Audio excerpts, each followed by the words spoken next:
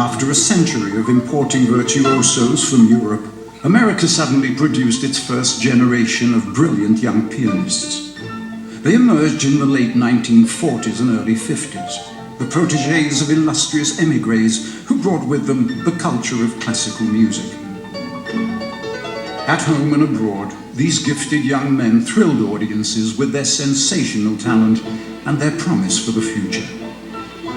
But over the next 2 decades, almost all of them began to seem cursed, as one after another their stories turned tragic. William Capell was killed at age 31 in a plane crash. Gary Graffman and Leon Fleischer were stricken by focal dystonia, a neurological disorder that deprived them of the use of their right hands. Van Cliburn withdrew from public life, the apparent victim of his own fame.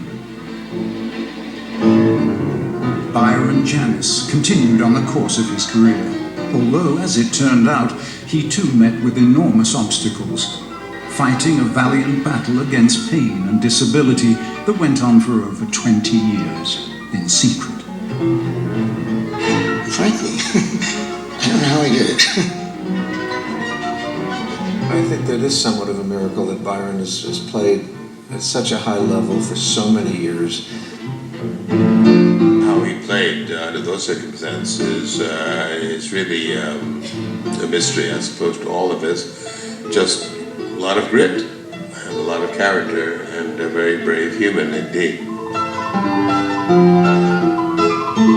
I've worked on quite a few musicians, not all with the genius that Byron has, but nothing will keep this man from the piano.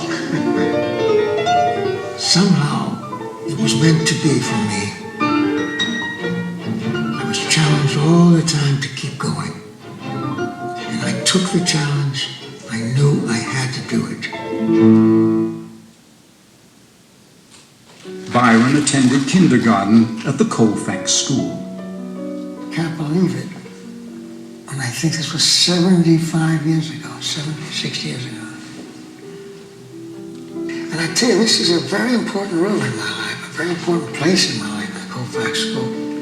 Because when I was 4 and we were asked to bring our favorite toys to school, I had a xylophone which was given to me, and I said, I want to bring my xylophone. Now this is yours truly, age 4.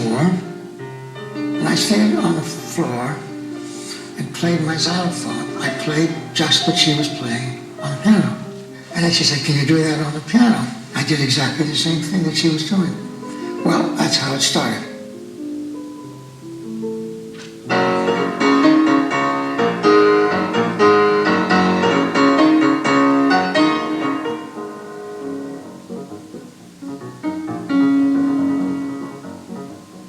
When Byron's teacher recognized his unusual musical ability, she contacted his parents.